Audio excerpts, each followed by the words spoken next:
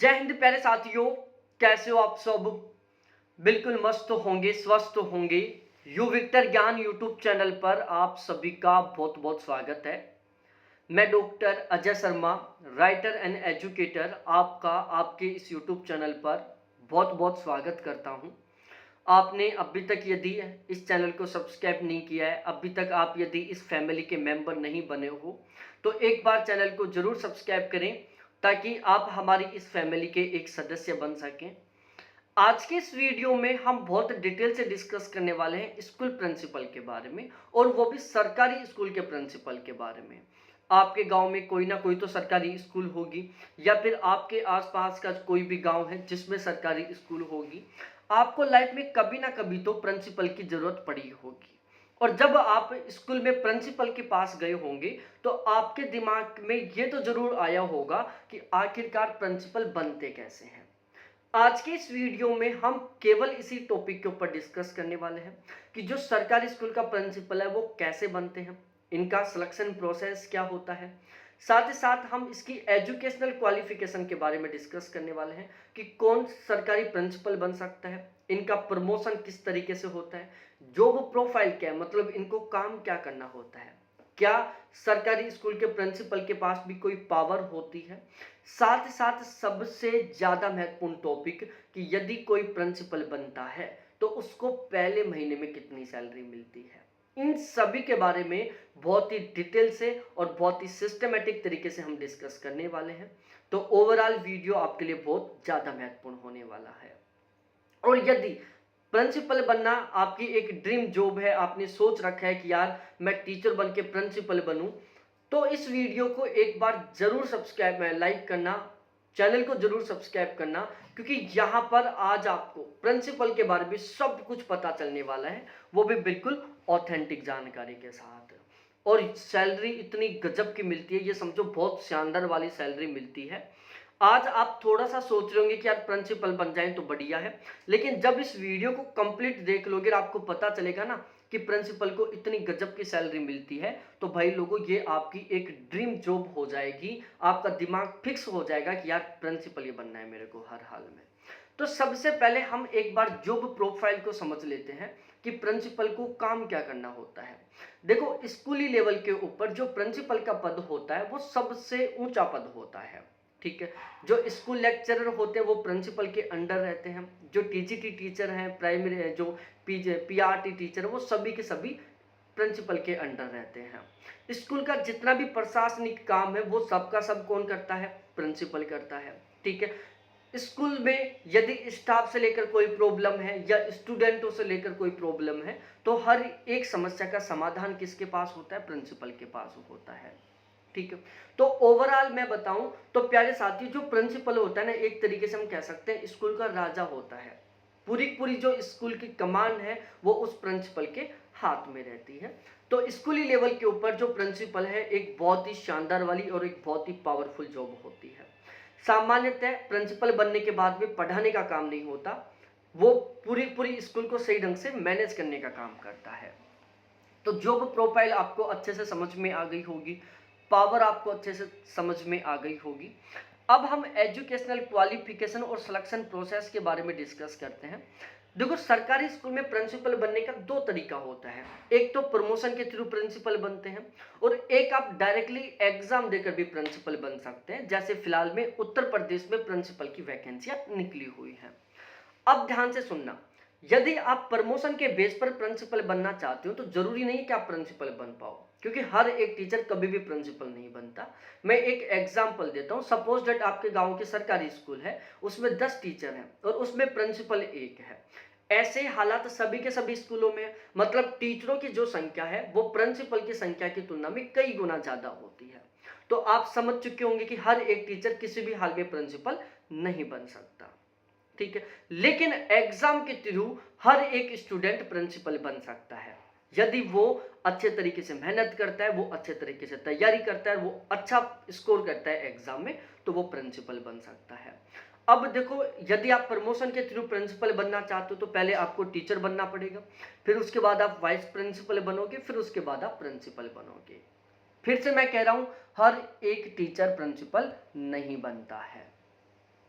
दूसरा तरीका है, एग्जाम के थ्रू आप डायरेक्टली प्रिंसिपल बन सकते हो।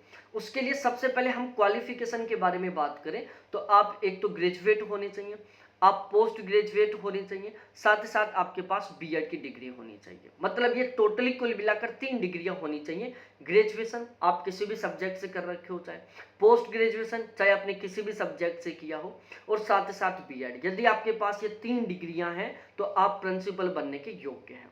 सबसे पहले आपका रिटन एग्जाम होगा, उसमें यदि आपका अच्छा स्कोर होता है तो फिर आपका इंटरव्यू कॉल होगा।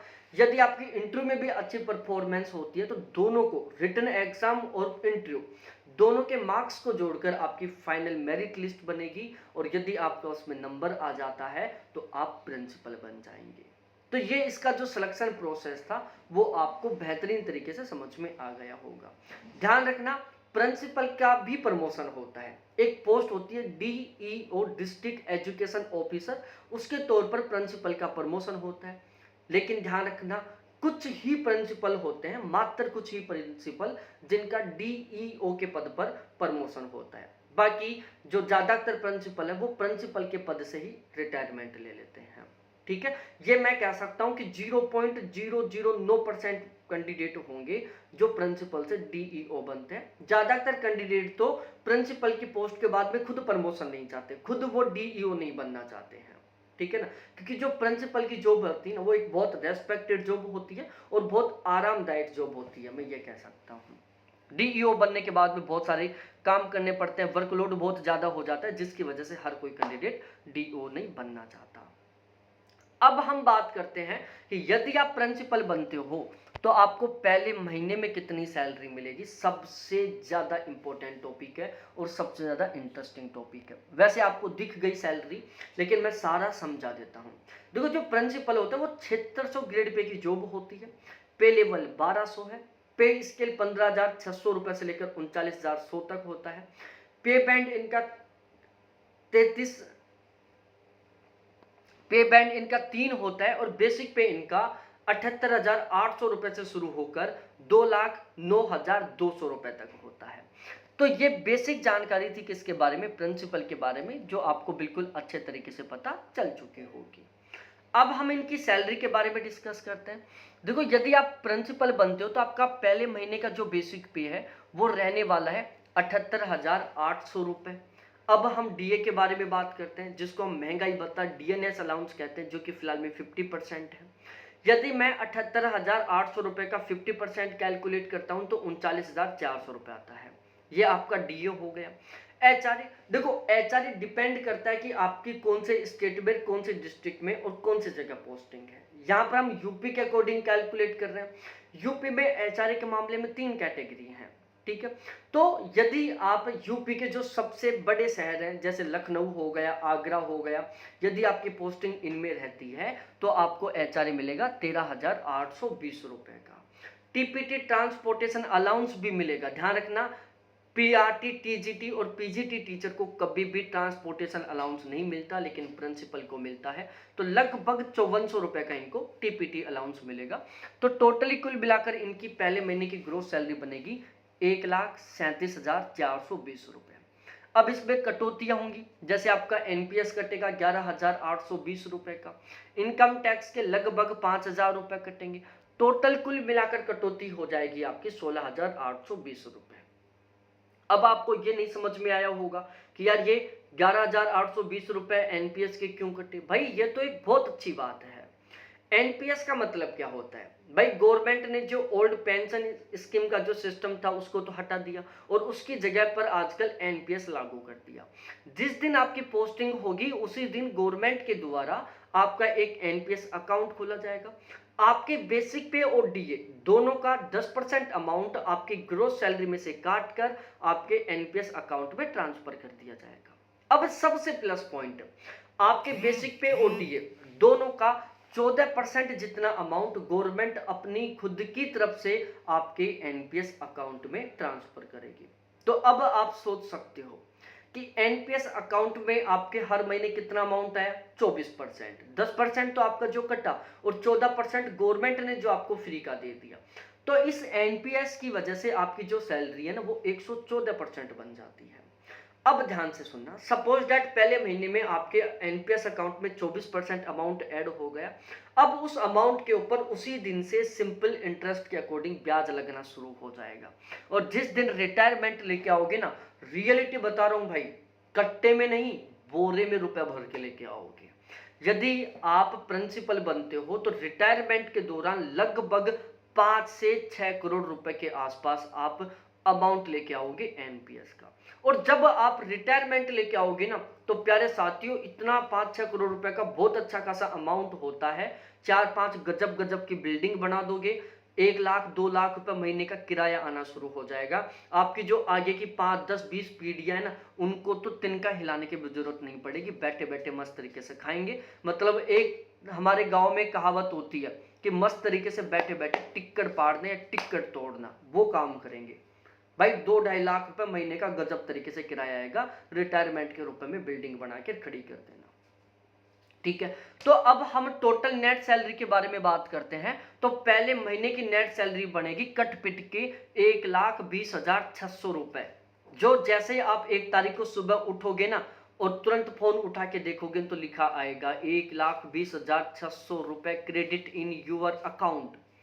भाई जब पहले महीने में एक साथ 1,20,600 रुपए आएंगे, इससे पहले अकाउंट में टोटली अमाउंट 600 रुपए, 700 रुपए, 800 रुपए हुआ करता था।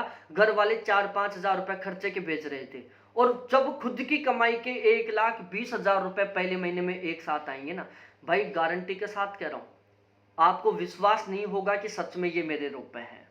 ठीक है ना, इतना गजब का अमाउंट है। 5-7 मिनट तक के लिए धड़कनें बढ़ जाएंगी, घबराहट बढ़ जाएंगी, ऐसा होगा कि ये हो क्या गया। फिर धीरे धीरे जब पानी पियोगे, चाय पियोगे, तब महसूस होगा कि भाई घबरा मत, ये तो तेरे खुद के रुपए हैं। और 1 साल की टोटल सैलरी लगभग 15 लाख रुपए होगी। 1 साल की, पहली साल की सैलरी है 15 लाख रुपए। और जब रिटायरमेंट लेके आओगे ना, तब भाई 2-2.5 लाख रुपए सैलरी नहीं, 3, 3.5, 4 लाख रुपए मंथली से रिटायरमेंट लेके आओगे।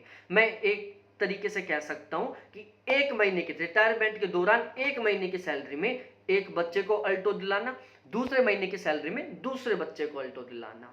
ठीक है, इतनी गजब की सैलरी मिलेगी रिटायरमेंट के दौरान।